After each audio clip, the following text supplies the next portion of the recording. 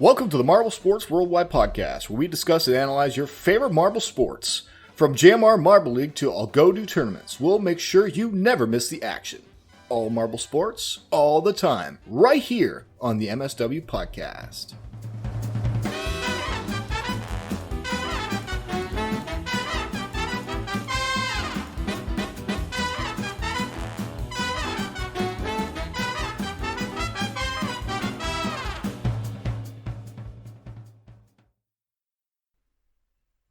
Hello, everybody, and welcome to the Marble Sports Worldwide Podcast. You know it is the podcast where we talk about marbles in their context of competing in sports globally. Podcast. My name is Brendan. And I'm Commander Wof. I don't know how to do what you just did without being redundant. Just just let me be the silliness that I am. But anyways, guys, I got a little story to tell in the intro today, which is going to be a little exciting for you guys. I haven't had stories lately, but a story, something happened to me last week that was just so crazy that I got to tell you. But before I do, I want to lead the top of the episode with this. If you are an emailer into the show, or even if you're not a usual emailer, I want all the possible emails to address this particular question right now. And that is, should Rapidly, we're talking about Rapidly of the Savage Speeders, should Rapidly be on the Savage Speeders Marbula 1 team next season? This, to me, is, besides the Dion thing, and besides the Crazy Cat Size killing it this year, this is the most important question in marble sports right now. Should Rapidly be on the Savage Speeders next year? Because you see his performance in the last two races, but then you see his performance at the beginning, and there's a lot to unpack there, a lot of uncertainty, and that's something I think we should address. So please, mswpodcast@gmail.com. That's mswpodcast@gmail.com. Email in. I want to hear the answer to that question. If you want to email in still, but you don't care about that question, you, of course, can email whatever you want. Answer other questions like, how do you feel about the Savage? How do you feel about the Crazy Cat Size and their performance? How do you feel about the Limer sucking? Again, how do you feel about the Snowballs? I thought the Snowballs were going to do a lot better, and they ended up performing under what I thought. So, definitely a lot of other teams you could address in the email, but I definitely want to hear some Rapidly opinions, please, please, please. So we're going to be covering that in this episode and hopefully seeing your mail next week on that. But before we get into the episode today, got a pretty interesting thing that happened to me this last week. So on Tuesday, and that would be about like 5 days ago now, I went out to Topgolf, which was a lot of fun. And Topgolf is, at least the place near me, is about, it's like 30, 40 minutes away. And it's near like a place with a lot of highway ramps and stuff like that. So getting there is easy, but getting back is a little confusing because there's just all the highway ramps, and sometimes you can make a wrong turn, and all the ramps entrances are really close to each other. So I went there. I enjoyed it. It was great. I had some nice drives. I fixed my stance a little bit. I was hitting some nice balls for sure. But it all went downhill on the way home because I came out. I was going to head back, and I was going to head back on a highway called 287. I had to take north. I accidentally took south because I was just had like thinking about something else. I had like a mental thing. I saw 287, the sign. I was like, okay, I got to do that. But then I went south by accident. It was just like I had a moment where I froze and I forgot which direction. So I went south, and I was trying to get, of course, off the highway quickly, because if I stayed on that too long, I would ended up on the turnpike and then had to pay a toll, which sucks. So I went and I got off the highway as quick as possible. I ended up a little bit further down. I was like, okay, we can rectify this. Just get back on the north side. I went to go back on the north side, but then I was in another area with another set of a million ramps, all difficult to differentiate. They're all literally right next to each other, leading to three different highways. And I got on the wrong turn again. All right, and this one I thought was heading to the turnpike, and I was going to have to pay a toll. Luckily, it was not, but I thought it was. So I got on the wrong ramp, heading, and panicked a little bit because I keep making wrong turns, and I'm like, how do you keep making wrong turns? And then my tire hits something on the road and just gets impaled, man. Impaled. Like, I felt metal on the road, like, as soon as I hit whatever the object was. So I just went completely flat. So now I'm on a highway ramp. My car is not moving at all, and I'm just stuck. To add to that, my phone has 1% on it, and I don't have a charger. So I get one call off to AAA, which is the company that like comes and like helps you with your car on the side of the road. And I get one call off to my parents. Then my phone dies. So now I'm sitting there. All right. And okay, I just want to give you some time spans. My tire got hit at 4:30, around there. Okay. So I was sitting there for a while. It's 4:30 was when I started. Made some calls, sat there. AAA's like, oh, we're going to be there in an hour. It's 2 hours goes by, nothing. 2 hours goes by, nothing happens. And then I see a AAA car go on the wrong ramp and pass by. And I'm like, they're going to come back around, right? But they didn't. So it's been like 2 hours, upwards of 2 hours and 30 minutes sitting there. And since I don't have any contact with anybody because my phone's dead, I don't what do I do? What do I do? So I get out of the car and I start walking down the highway. And I cross over the highway and I find a place where I can maybe get my phone charged or make a phone call. And of course, the 5 minutes I step away from my car, the tow truck finally comes to the right ramp. So I missed that, and then I have to recall them to get them back out there. All right, so now it's like 3, upwards of 4 hours now. It's dark out now. It's like 9. Oh, jeez. And they finally get me.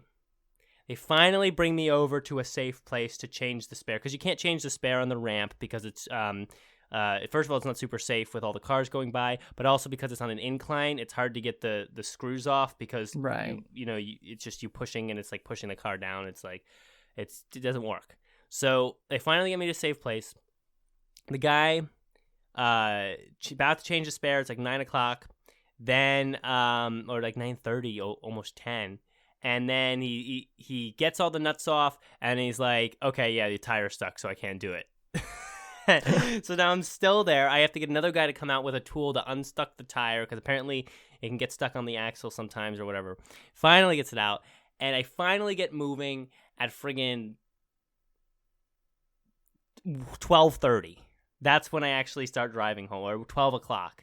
So it was just a mess. It took 8 to 9 hours to get home from that. There's more to that story, too. There's more stuff that happened in between and random little funny things. But, of course, I don't want the intro to go more than – it's almost 10 minutes now. So I'm going to end that there. Maybe in the future, if you guys all want. If I get a couple people to email in and say, okay, tell me all the extra things about it, I will do that.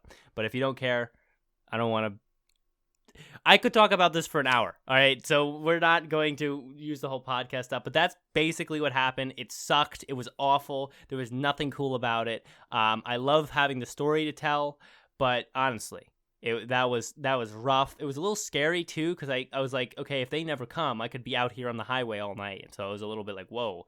But that happened to me on Tuesday.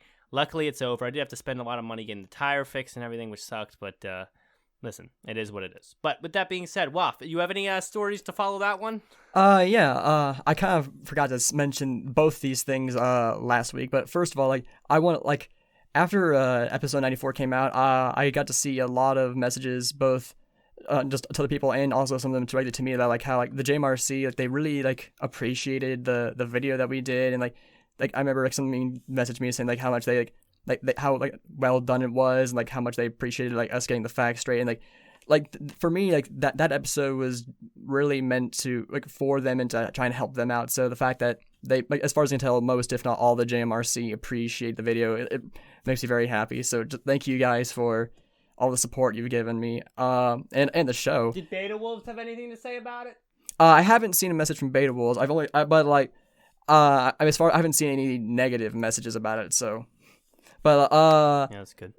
And then I guess the other piece of news is if you remember a long while back, I mentioned how I submitted my audio and video for a collaboration, a group singing video for a group called the Longest Johns, and and it's out now. It's called the Wellerman. There's 6,500 singers in there, and my fate, I am actually in there. Cool. You can find me, but it's a bit difficult. So I'll be posting a link in the Discord, as well as a little hint image to show what I look like in the recording, to try and help you, because There are 6,500 people in that one video. That's a lot of people. In a big old mosaic. It's very hard to find me. I mean, I've managed to find myself in two different instances, so there might be more where you might be able to find me, but as far as where, like, those are the only two, and so, like, it's kind of challenge you both to find me, and also just go and listen to it to support them. It's really good.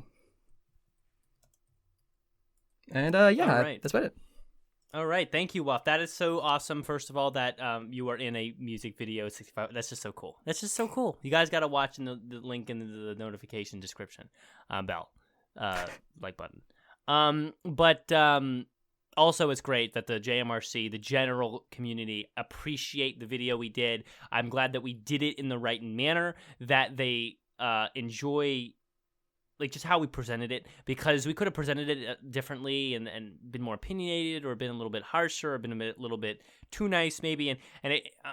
I'm glad that we did it in the way where they feel that we did it justice, which is nice to hear. So with that being said, again, mswpodcast@gmail.com, because we want emails from you. The more emails you send us, the more happier Wof gets in his home with his stuff, and I get happy too. Is that the intro? That's the intro. Bye. Go to Johnny Marble.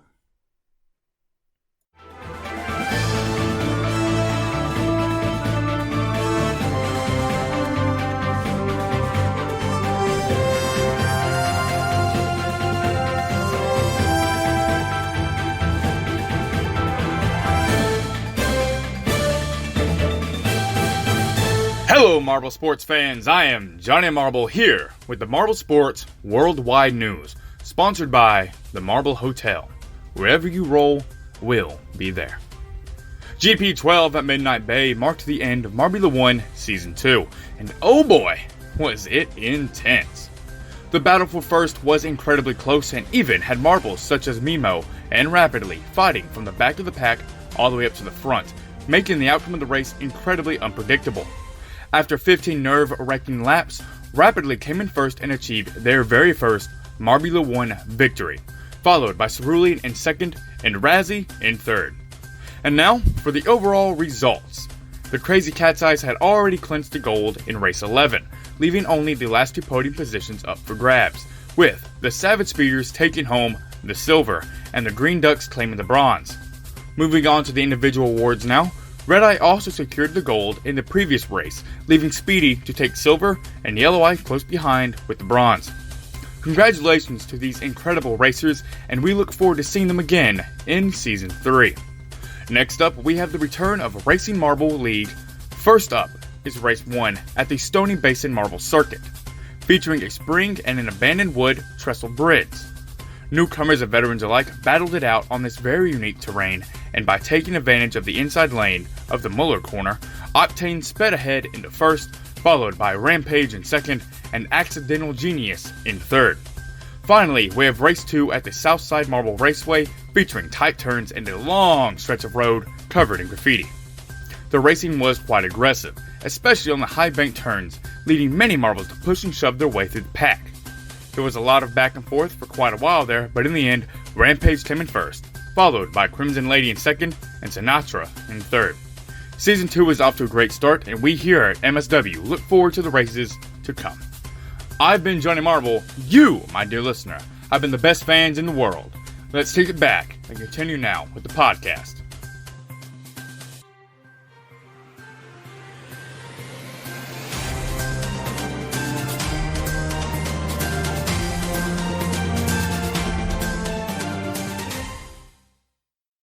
The news is over, and we are back. Thank you, Johnny Marble, for bringing us the news. What would we do without Johnny Marble? I don't know. I do not know. End the show. Not be able to tell you all the things that happened in Marble Sports this week in a news format. Those are things. Those are things. Anyway, guys, this is episode 96. Wof. Oh my God, I can't believe we're at episode 96. I really can't. We are so close to 100. I'm gonna make a rule. I'm making a rule right now. You are not allowed to die for the next 4 weeks, because we have to at least get out episode 100 before any of us die. How about that? All right. I'll do my best. That's not promising, but you know what? Don't die. That's the rule. And you know what? Anybody who listens, you guys are not allowed to die until we get the 100th episode out, because you have to hear that one before you die. So that's the rules. No dying allowed. You can do anything else is fair game. You can do whatever else you want as long as you can hear the podcast episode 100. So with that being said, we got a lot to cover today, guys. But we're going to start in the mailbag. We're going to start with you guys, see what you have to say. Remember, MSWpodcast@gmail.com. And you just heard in the intro the question I want you to answer should rapidly be on Marbula 1, the Savage Beaters team next season. Or you can just say whatever you want.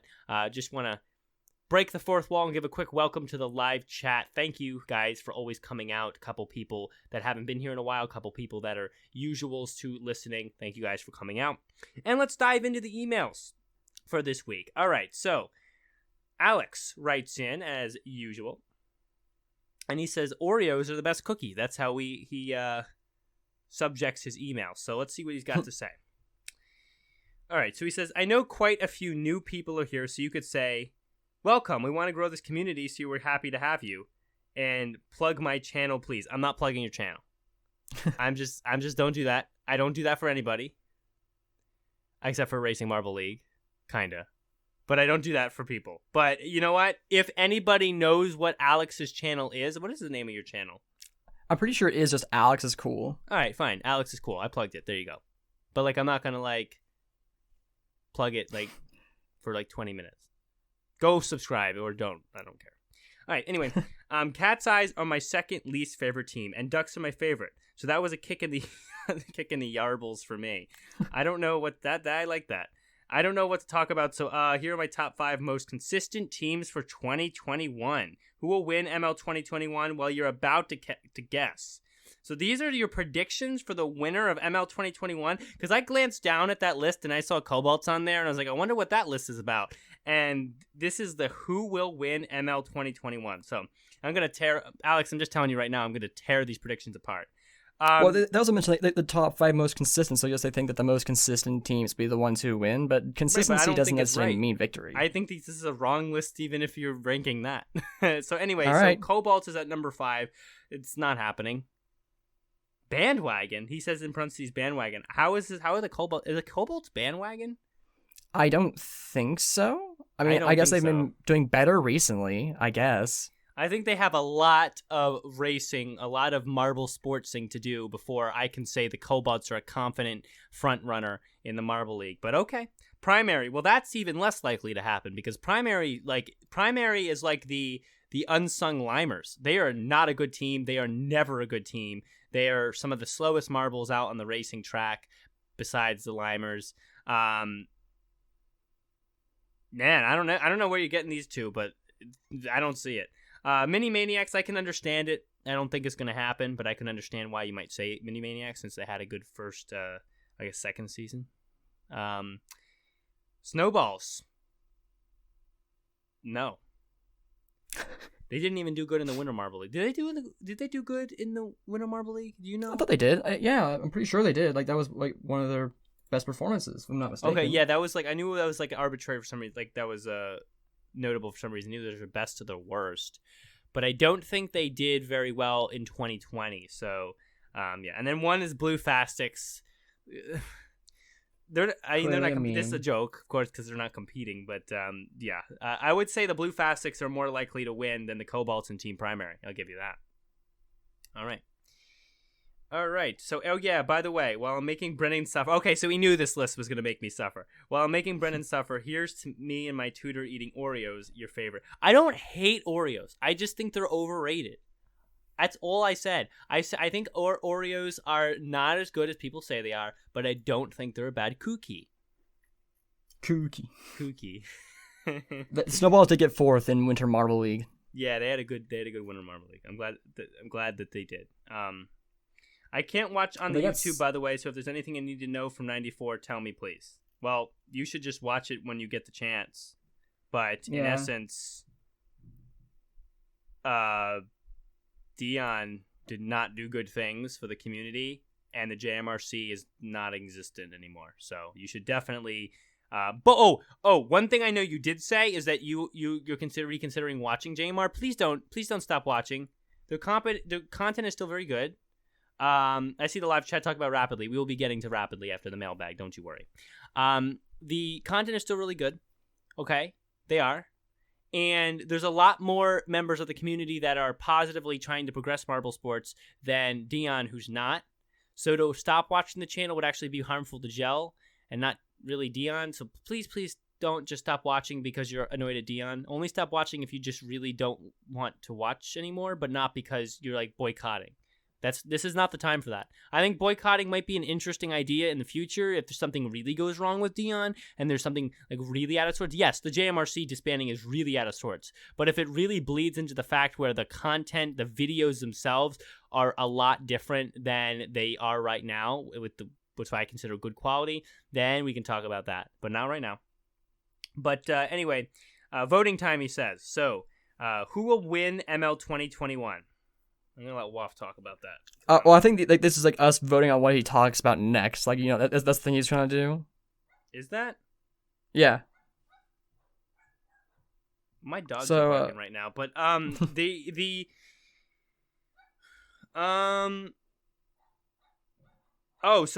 are the options for what he emails in about next, I guess. Okay, fair enough. All right, so is it who will win ML 2021? The return of the Please sub. I guess just another plug thing. Cat's Eyes on the rise and Oceanics on the fall.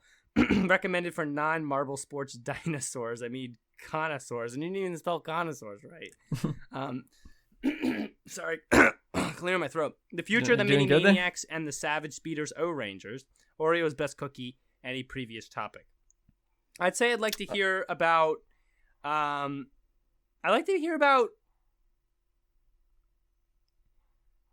think the fourth one. I want to hear about Mini Maniacs, I think the fourth one's Rangers. Yeah.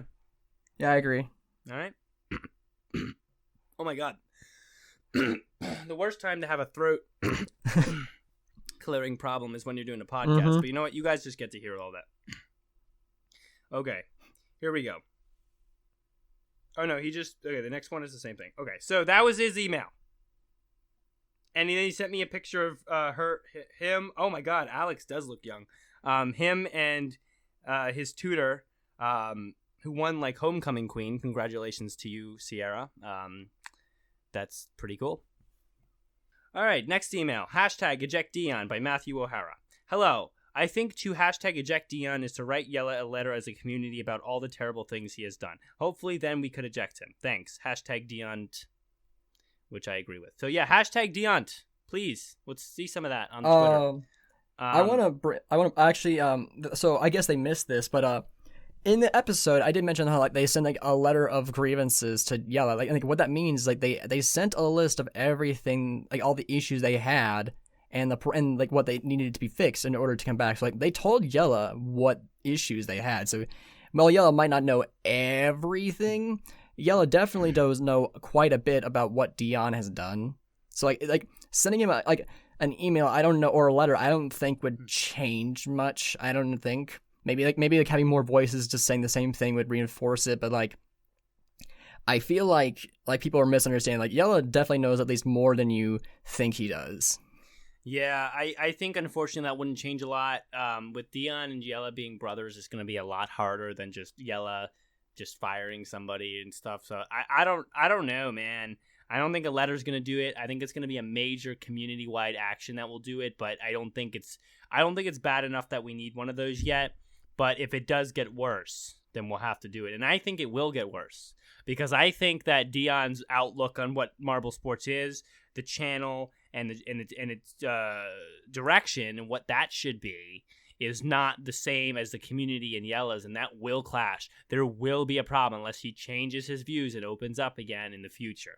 So, with that being said, next email. Glacier's Comeback, My Thoughts by Edu. I don't really know what to write about, so here's my opinion on the return of the gliding glaciers.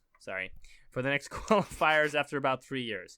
New events. It's very unlikely to see the winter challenges from 2018 coming back, as they don't fit the theme.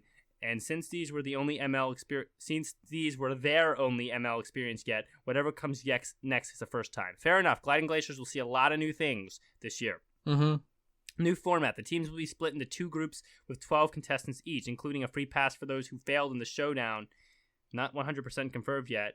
We should wait an official announcement to be sure. Anyways, we won't see 3 groups like in 2018. Okay, fair. That might be interesting. New marbles, possibly. I don't think the crew at JMR would keep the team intact for so long without any use in the near future. That's fair. Isn't that Wof?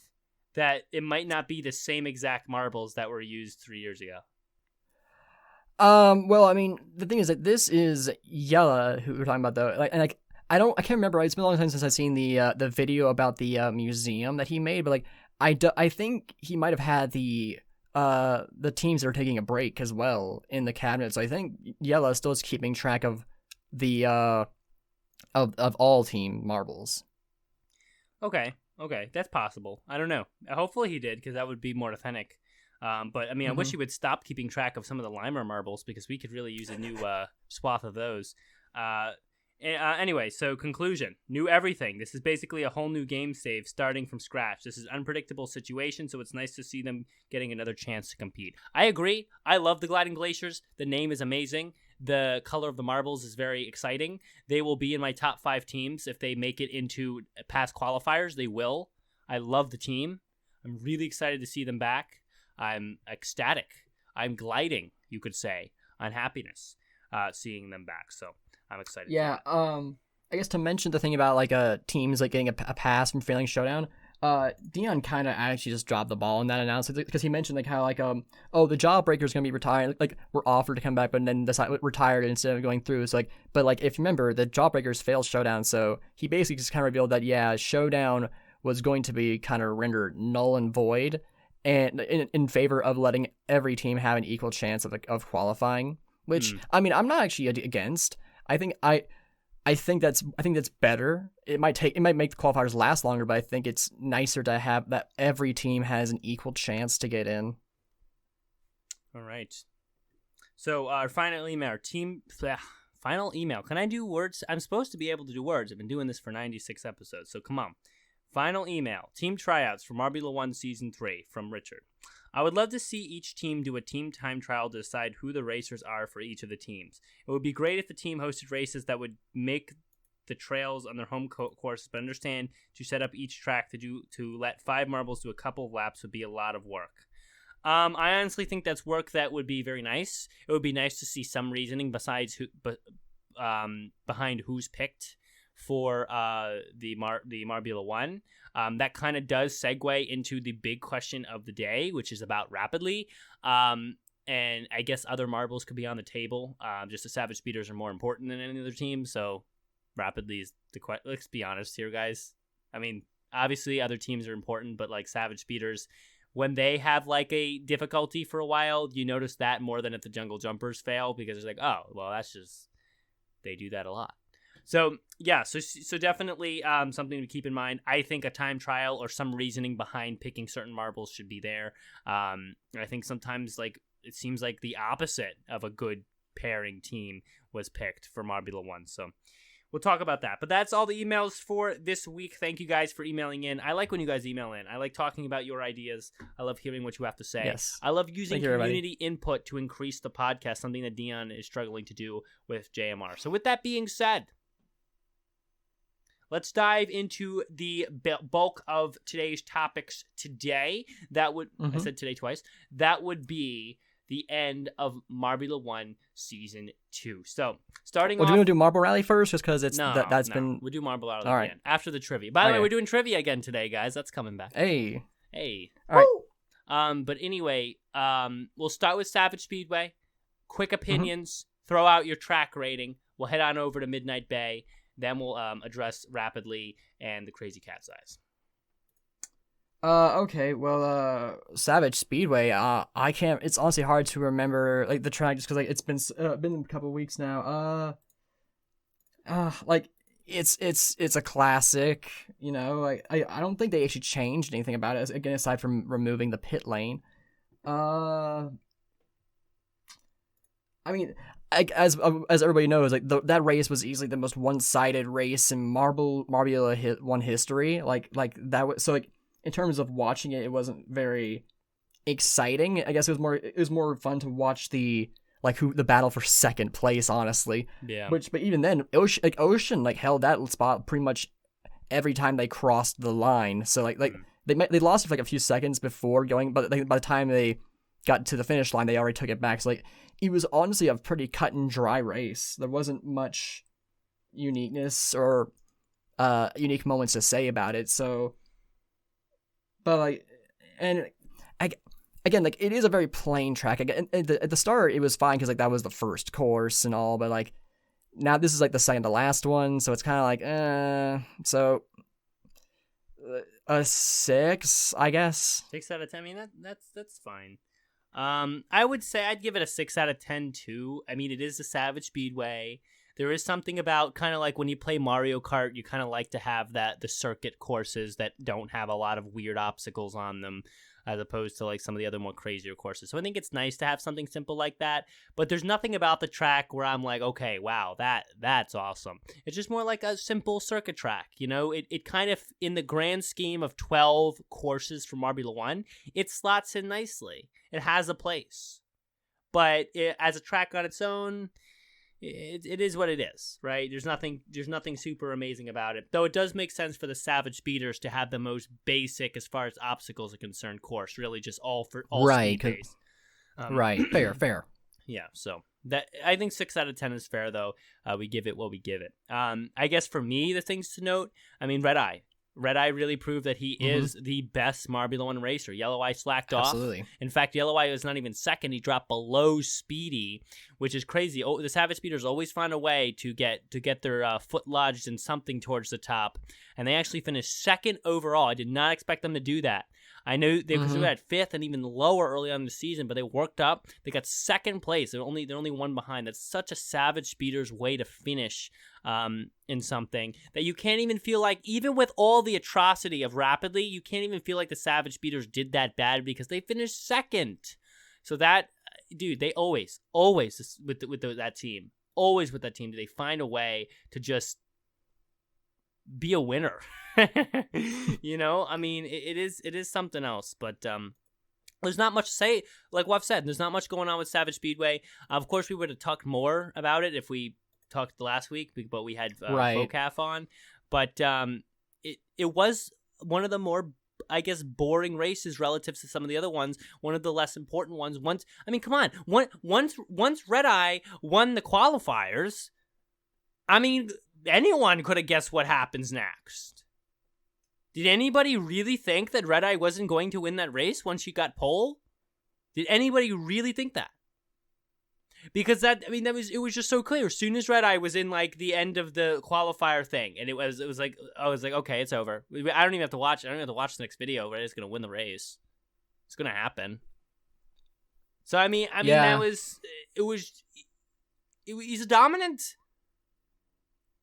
And if you put a dominant marble in the highest advantage position, he's gonna win every single time. Well, it's not like they put him there; it's he earned that spot. And that's the other thing. To mention, they're the first marble and the only marble for this season to get the maximum number of points. Fastest lap, pole, win. Mm-hmm. Yep. I don't think that even happened in season 1, did it? We'd have to look. I don't think so, though. I don't remember seeing a 27, which would be the points total. So that is pretty good. And there's just no way to get around it.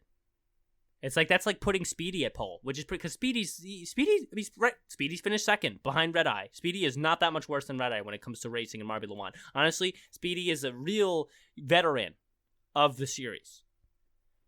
But if you put either of them at pole position, and you think they're not going to win the race, if we would just had race 11 to talk about today, I'd end the podcast right there. That's pretty much what I do. But anyway, moving on. I guess I'll start with Midnight Bay. And I guess to answer my question that I did kind of brought up, so last year in season 1, there wasn't a bonus point for pole or anything. There was just a bonus point for fastest lap. So 26 was the maximum points. Okay. And Billy did get that in the second race, but that is not. But they're not bolded on the wiki, which means they didn't get pole position. So if they had the current point system, they would still be missing out on 1 point. But I guess at the time, a marble had gotten maximum points before. It's just that it wasn't as many as impressive. this season. Yeah. So anyway, so for this one, we'll talk about our fantasies, and then we'll give our Midnight Bay rundown, and then after that, we'll do rapidly questions. So, fantasy as we cut towards race 12 here. Fantasy's okay for me. We don't know race 12. Snowy finished okay for me in race 12, and rapidly of course won, so that's a lot of points coming for me. And then I'm going to end with about 800 points, which will put me probably. I'm going to be about 30th or between 30 and 40, which is not bad. Like I said, there's 277 people involved, so I want to be in the top 10%, which is 27 or 28 if you round up. So I don't think I'm going to end up there. I might, if I get really lucky, I could slot into like 28 and get the 10%. But like I said, as a marble sports connoisseur, if I'm to be called such, I expect to be able to do something, and the same for Wof as well, to get in the top 10% on a fantasy team. I mean, it's a little bit different for like Winter Marble League because that's shorter and newer. But for something like Marbula 1 or Marble League, we need to be top 10%. I mean, that should be the expectation. And if you guys have lower expectations for us, then I appreciate you guys going easier. But personally, I think I gotta be there. I have to. That's what it means to be a marble sports connoisseur. That even if your team's not winning, even no matter what's going on, you know who's going to come out and perform. You know who's going to come out and do the work. So that knowledge is shown through where we finish in fantasy. That's like the bellwether. So it could still end up okay at the end. We'll see. Like I said, it was a decent race 12 for me, but. We'll find out. Wof, you want to talk about fantasy for a second? Yeah, before we do currently with race 11, I'm at 124 with 625 points. But I just did the math, and wow, because so I definitely can't win, but like if my math is correct, this race will be my greatest points haul this entire season with 115 points for race 12, which would put me at 740 points, which at current standings would just put me at about where I am, like 40 top 50. But like that's without. But again, everybody else is gonna get points too. So I'll probably get lucky if I can maybe be top 60 by the end of this. I mean, and that's not even that bad. Like, I know we have that expectation for top 10. If it doesn't happen, it's not like the end of the world. It's just like. When we can do something like that, when we can consistently, and we have a lot of time. This is only our second year we're doing the Marble Sport Podcast. Over time, more and more years, that expectation will become more and more frozen in ice. By year 10 of the podcast, we better be finishing in top 10%, right? But this is year 2, so it's okay. And this was a weird Marbula 1 too, so I will give you that. We're still early in this, but listen, hey, and you had a good start to the fantasy. I know Mimo was doing well at the start, and then Momo slacked off and everything, but it started all right. So we'll see, right? We'll see how it ends, and next week we will know the final points haul and the final placements of our fantasy, and we can deliberate that. So Midnight Bay, I have a problem with Midnight Bay. Mm-hmm. They took out the glass section. That is an issue for me. Because I've talked about how JMR needs to always try to put some like distinguishing feature in each track where I'm like, okay, Rangers have the sand track part, okay? And okay, Honeycomb has a little honeycomb section, which by the way, still too small. They should have put in more honeycomb. But the little honeycomb section exists. Where's the glass bridge? Where is it? Where? It's bad that it was removed. It's very bad. Yeah, I guess it was to make like the ice section more unique in the ice race because it's just the same glass bridge on there. Like I guess like the difference is like there are borders to keep marbles on, but like no marble fell off last year, and I don't think that was ever gonna happen. Yeah, I was just upset to see them remove features instead of add them or maintain them. I don't know what the decision was what that was for. Even the glass bridge was a huge success last year. But I don't know if it's laziness or just a weird decision not to do it. But that really takes away from this course. This course is good. I think it's a good everything course, a good ending course. It's got turns, it's got straights, it's got hairpins, it's got everything. That it's got a little it's got a little greenstone type vibe to it, and for like a couple of turns, but then it goes back to a Pallet Park type vibe at the end there. It's got all the different features a little bit in the track. It's a good final track, but and the tunnel is also really fun too. I like that, but it's just not. It's not the same without the glass bridge, and so for me, this one's going to stay at a 6 out of 10 as well. It did I actually did they not have the lighthouse? Because I didn't really get the bay aesthetic this time, like with the water or anything. I don't think so. They had good decoration, but I got it up. I saw the clock tower, but I don't remember seeing the lighthouse. Yeah, let me find out. I think the clock tower's in the back. Clock tower. I don't see a lighthouse. Maybe that was a replacement for the lighthouse, so they just didn't want to. Well, didn't they have both in last year? Or yeah, they did because midnight. Yeah, I could have sworn. So I also say I'm gonna notice the poster for the track the Wisp poster was laying down on the ground. I guess because it was near the security tower, and so then when I cover up, it's why can't you just put it somewhere else so it's not so it's not laying flat on the ground, just so people can see it better. What do you mean? It's kind of a weird decision. Yeah, what do you mean the poster was laying on the ground?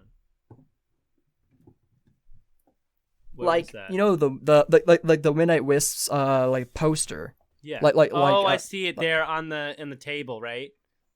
Mm-hmm. Yeah, I know what you're saying. I mean, it does show up in the camera sometimes. I mean, I guess it just was to fill space, right?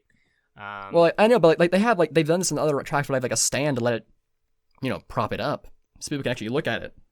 Hey, listen, but not here. They made their odd decision, man. I don't know what to tell you. I do like the tunnel, though. I do like the track. I just missed the glass bridge. Mm-hmm. I don't know, man. It's just there's always something with the tracks that I can pick at, but it's still a decent track. It still is a good end to track. Yellow had the fastest lap by lap 4. That's interesting. Yeah. But anyway, did you give about it a rating ratings. out of 10? Yeah, you got to get that out of 10 for me. Yeah, we've already mentioned how the aesthetic is is lacking in certain areas compared to the previous season, but in terms of racing, this was probably some of the best racing I've seen. So many marbles had really great recoveries, and both from the back of the pack to getting to the front, fights for first, and we'll definitely talk about it more, but especially Mimo for me, just because seeing it going from 12th at one point, all fighting for first, that was crazy. But so I think while aesthetically it was a bit lacking, the racing was just so good and so entertaining to watch, despite even with the fact that the first place position had already been determined, which is incredibly impressive. So I'd say that since I was actually able to be engaged in this still, I would give this track an 8 out of 10. Fair enough. You're right. The actual racing was good. There was a lot of changing. To see Rapidly and Cerulean up there was nice. So yeah, I think that's a fair assessment. With that being said, that covers all the basic stuff for the track. So now we have the big question. Right, now we're halfway through the show. We finally get to it. Should Rapidly be on next season's Marbula 1? Should he? I've asked you guys to email in, so hopefully you guys are doing that and giving your opinions. But I want to start with Wof. Kind of let him bounce this one around real quick. What do you think? Is really the best way to say? Because I'm just gonna give you some facts so you know. Rapidly, out of all the racers, there's 40 racers, of course. Rapidly finished 14th, which isn't bad.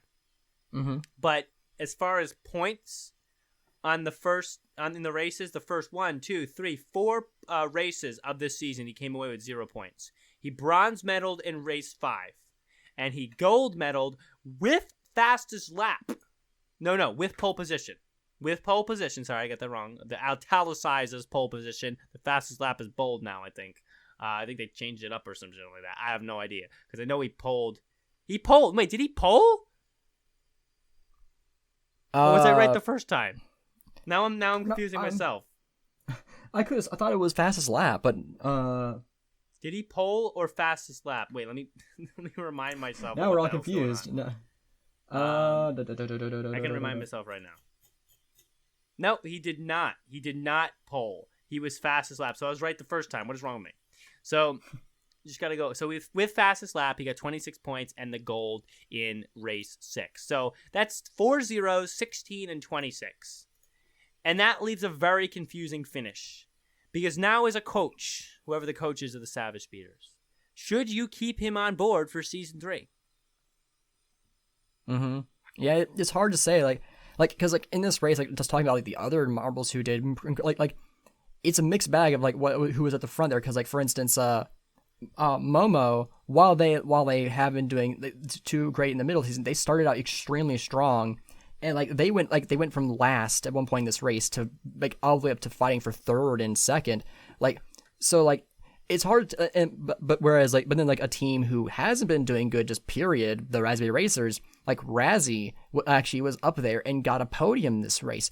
So it's hard to tell, both marbles who have been racing good and who haven't been, both did well in this race. So it's hard to tell, if this was just if it just happened to be all of their speed, oh yeah, this is the track for me or something like that, because Rapidly really just kind of come out and recover, just like the Raspberry Racers and Momo, and how well has Cerulean been doing?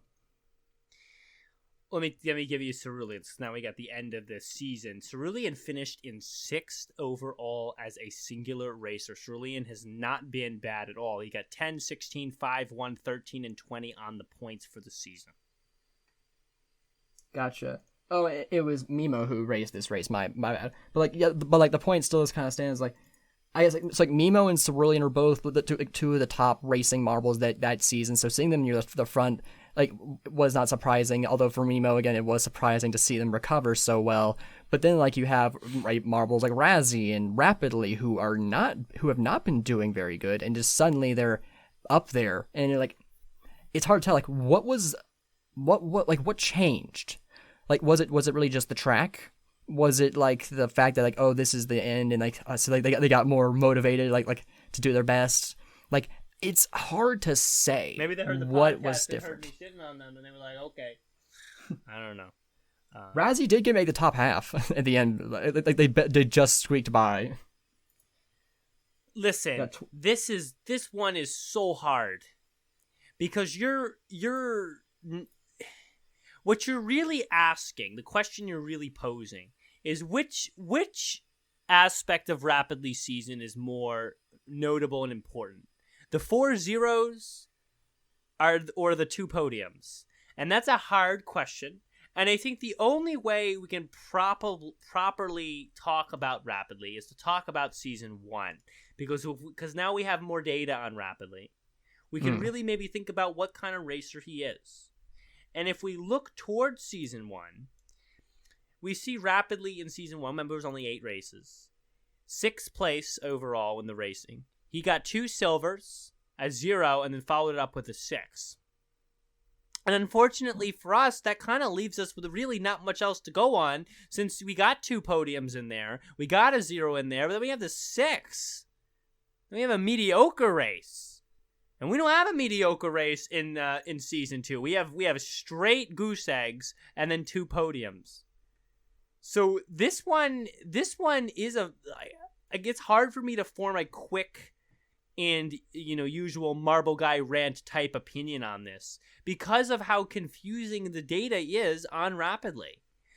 I will say this.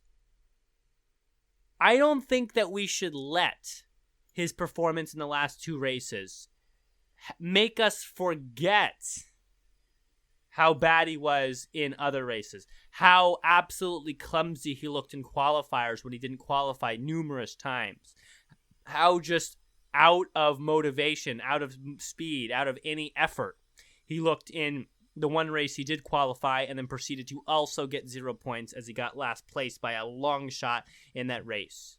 Because I think we need to look at it like this. What if we switched it around? What if he started the season with 2 podiums and then got 4 zeros? Then what would we say? And I think that if he started the season with 2 podiums and then got 4 straight zeros, I think I would say that I'd want to try the new Savage Speeder marble. Because I think what needs to be kept in mind here is that we're not talking about the Jungle Jumpers. If the Jungle Jumpers got 2 podiums out of 6 races, we'd be jumping, no pun intended, literally for joy right now. Because if you look at the Jungle Jumpers, they suck. Yeah. Hop and Skip are 38th and 40th. They would die. They would literally kill to get 2 podiums. But we're talking about the Savage Speeders, where every single marble on that team, every single athlete on the Savage Speeders is a valid, competitive, highly skilled, and veteran athlete in the JMR Marble Sports context. Yeah.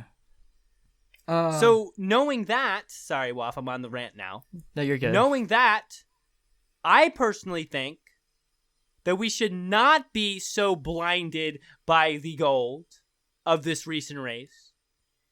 And as a coach, it would be a smarter decision to give a different Savage Speeder a try, knowing that, yeah, 2 podiums is great, but 4 zeros is not.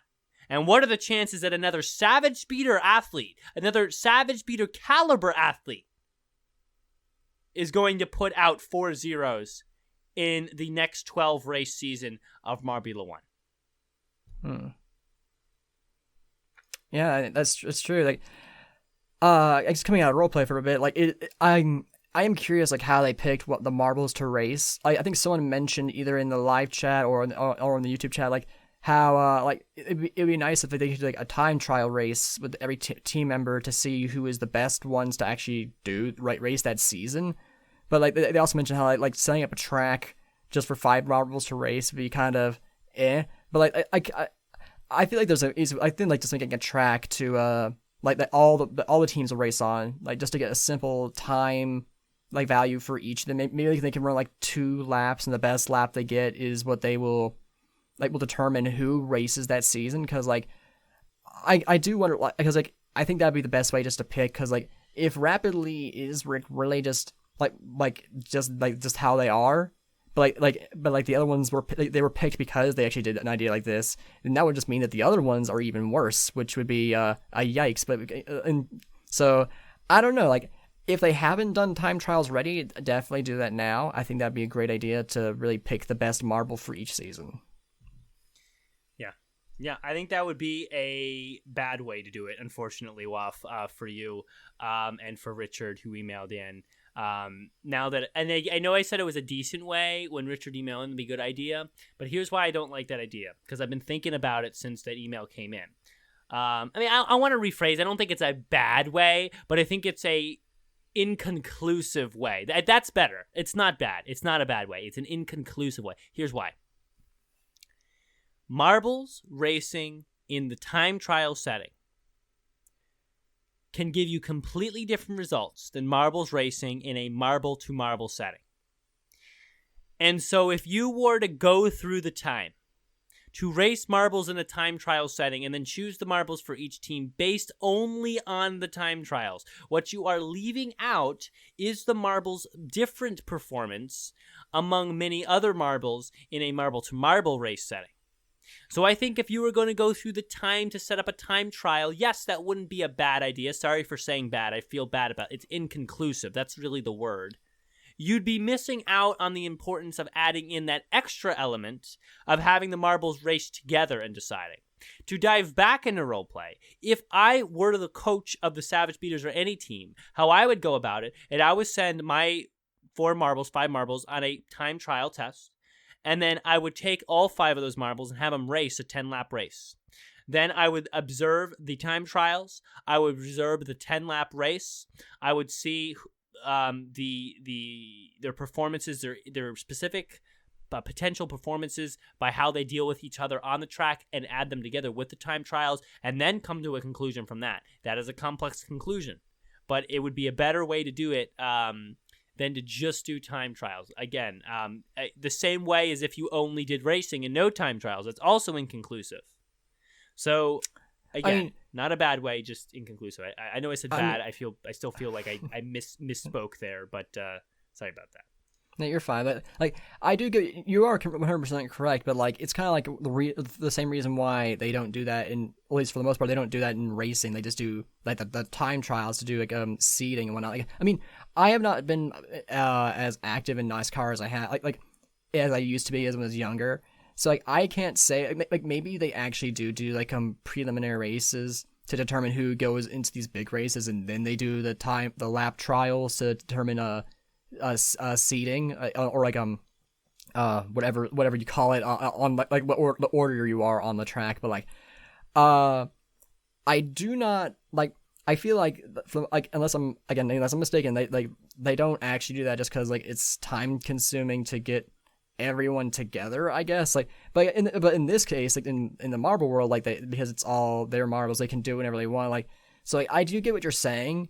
It's just that like it's hard, like but in that but it's like I guess one problem with that be like, so let's say Rapidly ends up losing a race because they go up against like say Snowy from the Snowball. Like Snowy was messing them up on the track, but Snowy doesn't even actually make it into the track, so like it wouldn't matter. So like while Rapidly may not be going against like Snowy wouldn't be going up against Snowy in the actual races. But then I guess you could say, like, well, because Snowy didn't make it, that means that the one who did make it is better, but maybe it's just, like, they race differently, and so that would affect Rapidly differently. And so it's, like, while it's definitely more conclusive, I would say, than just doing a standard time trial, it isn't perfect either. Like, I don't think there's ever actually a truly perfect answer or solution to this situation. I don't think that covers every possible, what's the word, extraneous variable that could result in a marble not racing well. Yeah. I think that's true. I don't know. There's a lot of different factors, and it's just I don't know. But I think I don't know what they do beforehand either. We don't have any information on that. In fact, that would be interesting to know. That would be something I'd ask Melicus if we were going to have him on. Again, I don't know because of the whole JMRC thing. But he might know more about that. I do want to also mention that now that I look at it, apparently Rapidly only one time got 0 points because he didn't qualify, and 3 times got qualified for the particular race and still earned 0 points in the race. So if that's 3 races where he actually made it into the 16 that we're racing and got 0 points. So now I'm for sure that I don't want to see Rapidly next season. I want to see a different racer. I want to see a different one.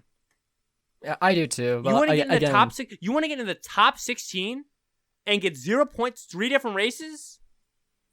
Yeah. I don't want to see you. That's Jungle Jumpers.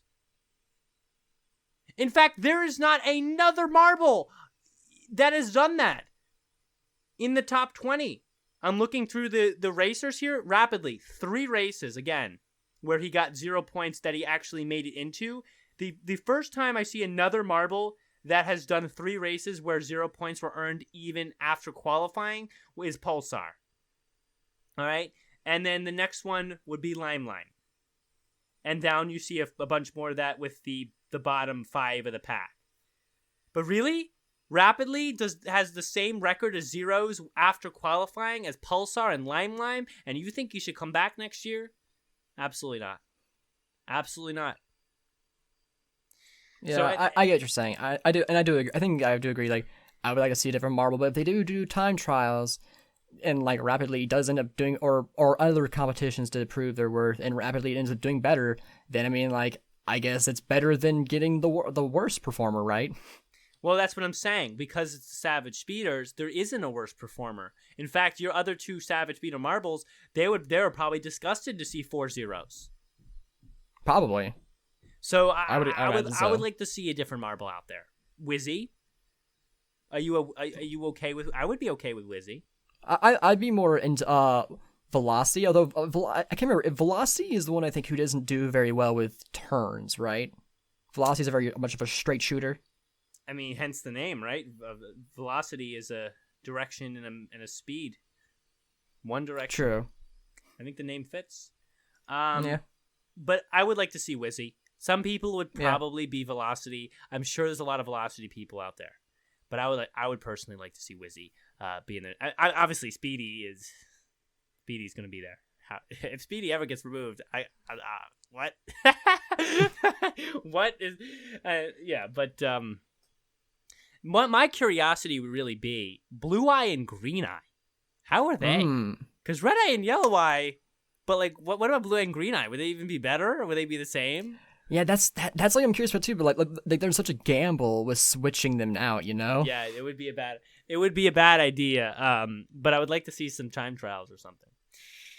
But anyway, guys, I think this is a great time to move to the trivia segment. I know it's been a little bit of time, but we're gonna bring it back. And then we're gonna come back, touch on Marble Rally for a second, and get you guys out of here. I mean, as far as the Crazy Cat's Eyes, we really did sing their praises through the season, and yeah, there's not much more to say besides the fact that they are good. And Red Eye, like good. I said, we knew Red Eye was winning race 11 as soon as he got pole. We knew it. At least I knew it. I didn't have to watch the race. I did watch the race because I like marble sports, but I didn't have to. And I thought Yellow Eye was honestly going to be the best. And Yellow Eye, the standout for Yellow Eye was race 1, where he led the full entire race. Even Speedy usually can't do something like that. So that was really just awesome to see Yellow Eye do. Red Eye finished with 3 first place finishes. Yellow Eye with 2. Each of them only 1-0 to their name, which is actually not bad at all, since most marbles, actually Cerulean seems to be the only one without 1-0 to his name. I think that is the only marble without a 0 to his name anywhere. So Cerulean. Cobalts, maybe they should switch out the other Cobalt and keep Cerulean and see what happens next year. But yeah, I mean, just absolutely incredible performance. 4 podiums for Red Eye, 3 for Yellow Eye. You cannot get much better than that. You just couldn't keep him away. You couldn't keep him away from the top. And once they already won, Yellow Eye had a 3-pointer this last race. They already won those, so I'm sure he was just chilling. Didn't want to like get injured or anything. So we're gonna see him next year, and they're gonna be good. Okay. Yeah. People, that will be the most picked team for fantasy next Marbula 1 season. I can tell you that right Oh, now. yeah. Oh, yeah. Am I going to pick them for times 3? No, because I'm not mainstream. So I'm going to pick them for like times 2, just in case. But we'll see.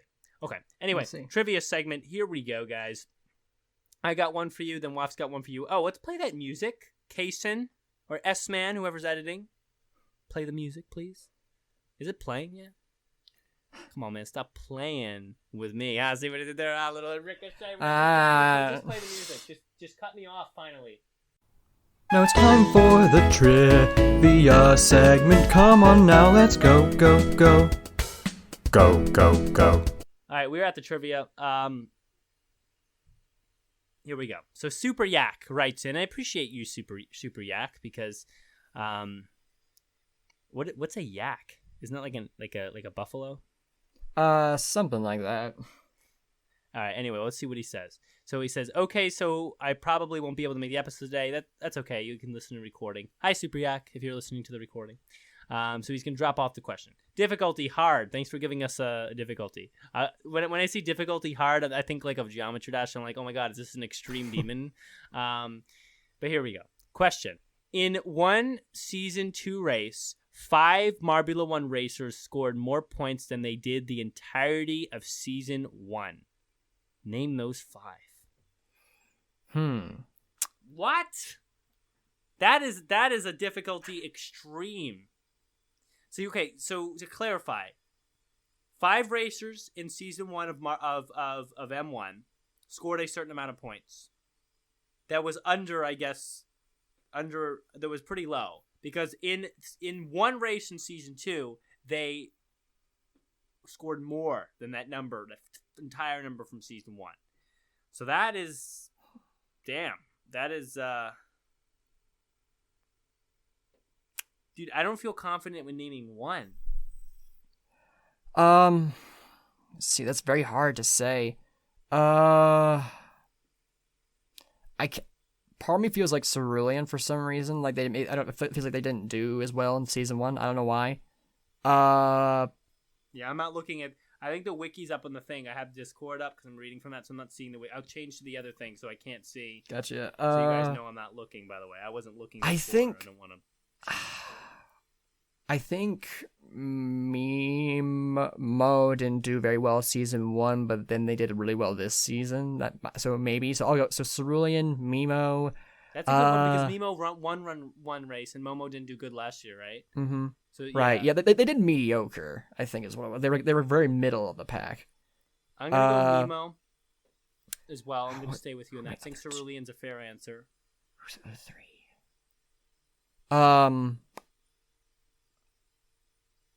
It would have to be a Marble who didn't win last season, because like if a Marble won a race, it would be so incredibly difficult to actually get more points than they did the previous season in one race. Right. It has to be like an underperforming Marble, and that's what makes this one so difficult. I would say, Clutter maybe. No, but Clutter, Clutter. I'll go with Clutter. That sounds like a good one. But didn't Clutter get like second last season? Woff's like scared. You might be right. This is hard. It's very hard. It is tough. I think Prim. I think Prim did better. Well, no, Prim did okay in season 1. The problem is, like, I'm trying to think of winners this season that aren't usual winners. The problem is the Crazy Cat's Eyes won like every race, so it makes it hard.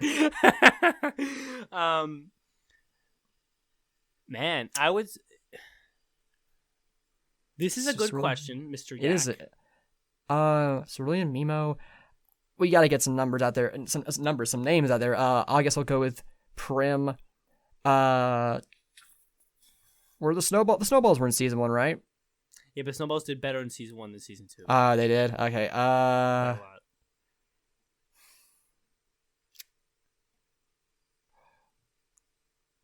Man. Thunderbolts had a better season. They did good well in the short circuit, didn't they? Yeah, they did. Those only about like breaking the host curse. I'm gonna go with Razzie. I'm gonna go with Prim. I'm gonna go with Clutter. I'm gonna go with Mimo. I'm gonna go with Cerulean. That's what I'm just gonna go with. See if I can get one of those. I'll get Mimo, Cerulean, Prim, Razzie, and did one of the Hornets. What are the Hornets' names? Vespa? Was Vespa in this race? Yeah. I'll go with Vespa, sure. The answer is Waspy, Momo, Yellow, Razzie. We got Razzie and Mimo, though. Mimo. It was both of the Momo team. You should know that, the Momo guy. Yeah. But, okay, Yellow's actually a fair answer, and Waspy, that makes sense. But, yeah, I just know. That's a hard one. That was a really hard one. No, he was right. That was a difficulty. Yeah, that was a very good one. Expert. We both got 2 on, like, a really tough question. That makes us Marble Sports connoisseurs. All right. All right. I have a trivia question from Steve from Latvia. Awesome. And he asks, who are the 3 teams who didn't get eliminated once in Q1?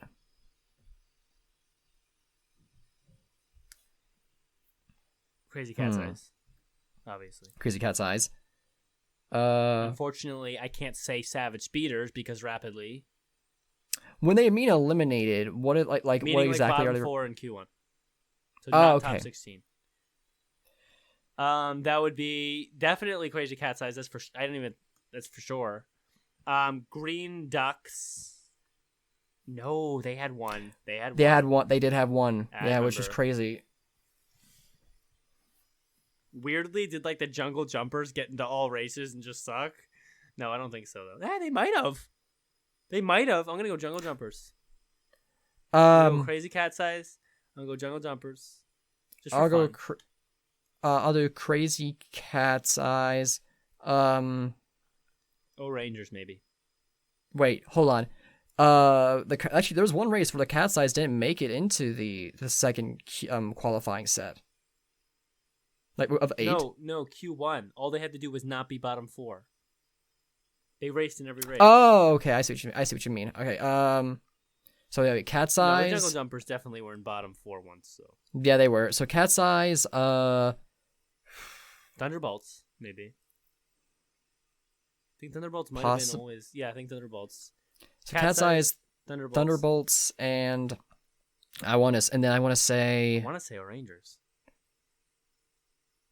Yeah, I think I want to say Rangers. That's what I want. So do I. Yeah. All right. And let's see here. The teams are The Cat's Eyes, Galactic, and O-Rangers. Hey, we got 2 though. That's fair. That's fair. Galactic I was leaning Galactic because usually, since, like I said, we've talked about this a million times before, Galactic is one of the most consistent JMR teams. So they're always where I lean when it comes to that kind of consistency stuff. But I just felt Bolts for some reason. Oh well, that was a good question. Thank you, Stev from very good. Steve from Lafayette. We really appreciate you and your questions. We like those. So we are going to head back to the regular episode trivia music outro play. That was the trivia segment. Now let's head back to the show. The show. Oh. All right, I think it played. So we're back, and we're going to end the episode in a moment. But first thing we got to do is talk about. I mean, I don't know. Do you want to even talk about? Do you want to just end it here? I'm fine with ending it here unless you really want to talk about Marble Rally. Like, I don't feel like I want to that much until. I mean, honestly, I kind of do because this is like probably one of my favorite races that they've had. All right, talk about it then. Tell me why it's your favorite. All right, race. so like this one was pretty crazy. Like we had like a very quick DNF like right out the gate with El Capitan and then like that bell looking thing. I think I don't know if this is true, but this might be the first time a marble ever flew into the stands. Like Super Ball just like flew out there, like went out really early. It was pretty crazy. Like I was very into it. Like it happened the same day like the whole Dion stuff happened. So like unfortunately it was a bit sour. Just because my mood was a bit worse. But like without that would have been probably my favorite Marble Rally race, not just this season, but maybe one of my favorites of all time. Like honestly, because it was just so chaotic and so engaging to watch with marbles going left and right off the track. And I think the most surprising thing of all is that red number 3 is just back at it again. Like they're in contention. That's just out of nowhere. What the heck? That's out of nowhere. All of a sudden, red number 3 actually racing good, even on the sand. He was so atrocious in the first half. We were for sure that he was done. But all of a sudden, now he's like actually consistently up there, and that's got to be confusing, in a sense. Really, the unpredictability of marble sports starts to speak here. Indeed. I guess like maybe this break really gave red number 3 all the time they needed to recover from their surgery, because like they're now in 4th place. There's 3 races left, and they're totally in contention for getting first place again. Yeah, and I'm very. I can't say they're not going to get first place. That's what I can't say. Super Ball, I'm disappointed in. Super Ball has not been doing good as usual. El Capitan El Capitan's awesome because El Capitan, I swear to God, let me pull up Marble Rally for you guys really quick. Season 5, I guess it'd be. El Capitan is actually on track to finish 5th again for like I guess that would be the 4th time in a row, or the 4th time. I don't know if it's in a row. He has finished 5th 3 other times. They might have been in a row. I forget. I think there was one season where El Capitan. He's like 5th is like he's within points to easily finish 5th a 4th time. Yeah, El Capitan did have one season where they didn't qualify, so it's not necessarily in a row, but like at least in all main seasons they've gotten 5th so far that they've competed in. So like it's kind of crazy. It's kind of like the was it the 5th place thing for Team Galactic? Yeah. No, and it's interesting because, and I think that the fact that that's actually happening in 2 different marble tournaments really shows that there are certain marbles that just consistently do the same thing every time and will continue to, at least until they improve. But I mean, like you're seeing that El Capitan, he's 8th right now, but he's like only within a few points of jumping right up into that 5th spot by Lollipop. And I think Team Galactic, they've finished around 5th a lot too. That's their thing. So Crazy Cat's Eye, I'm hoping would do a little better. 11th place he's at right now, but there's still a lot of room. There's a lot of room for winning. The points are pretty close here, and we have 3 more races. So we'll probably talk more about track design and stuff next episode when more Marble Rally stuff continues to come out. I actually would love some clarification from any of our fans who might know more, but like that ending was so intense. Like Greg mentioned, like that might have been our closest finish ever. It was a 0.02 of a second difference.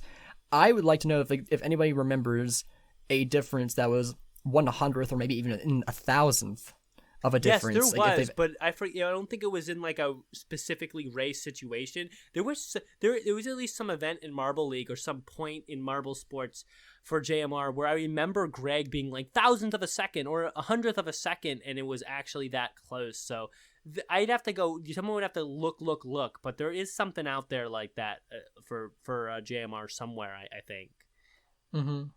Yeah, like I just like it was so surprised. Like I think I was just so surprised to be into the Marble Rally race again as much as I was. Like I don't know if it was like the way like the light shone through the trees, but like the sand didn't look as monotonous as it did before. It looked like it looked and felt different.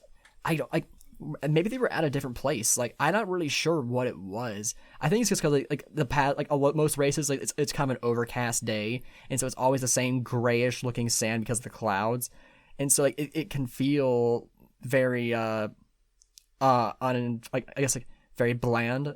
And so like having that the sun out, like they even mentioned like at the beginning of the race, like they weren't necessarily ideal conditions for racing, but like I felt like this was just one of the most fun races for Marbula Rally that I've ever watched for quite some time.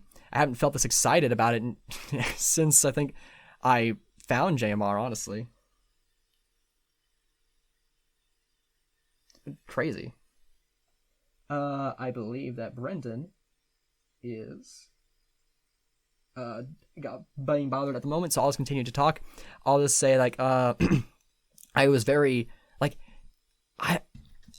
I wonder. Guys, my dad picked now to tell me all the things that he just did in the last few hours. So.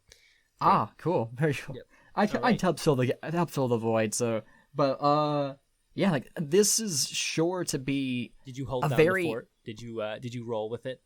I rolled with it. I sure did. But ricochet through many different topics while I was going to comment stop playing when we chat. What? Yeah. But I threw you off right now, didn't I? I'm throwing you did off. throw me off a little bit. Just coming right in and just like messing up your whole thing. Yeah, it's fine. You We're feel like in a the end limer here. right now, just all over the place, falling off the track, just not getting any points. Getting stuck at the start of a job. But I think that like this is gonna be a very interesting. Like I think what's also funny about this and the this season of Marble Rally is like if it continues this way, Ghost Plasma will once again have to fight Red Number 3 to try and be a 2-time champion, which is I'm sure is gonna be very annoying to them. Yeah. Oh, and you have fantasy. I just can't believe Red Number 3 is doing so good. That's what's like is confusing again with Rapidly. It's just like all of a sudden, it's sudden. It's so like unexpected that it's hard to like really come up with a good reason, except for like, oh, there was a break. But I mean, while I'm here, before we end, I'm gonna do a quick check. Let's see if Red Number 3 is on my fantasy. I think he is. They are mine. I had one of my highest points hauls this season with the 70 points, and my fourth highest. I got 521. I am currently in 67th place, which is not bad. So I'm on there's enough races to where I could still get pretty high in this. EG did Super actually did confirm for us race 5 in 2017. Quicksilver won by 0.01 seconds, so there has been a closer finish. It was 100th of a second.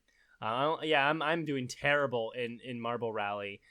Super Bowl has really been letting me down lately. Crazy Cat's Eye not so hot either. And because of that, I'm like 87th. So I'm really hoping these next 3 races to be a big for Super Bowl and Cat's Eye to bring me back upwards in those points world. But we'll see. Dude, that race is also where Nemo got second place. Nemo actually almost won a race, dude. What the heck? By 1/100th of a second. Jeez. Oh well, Wof. I know you love Nemo, but the world. I like not. an underdog. I do.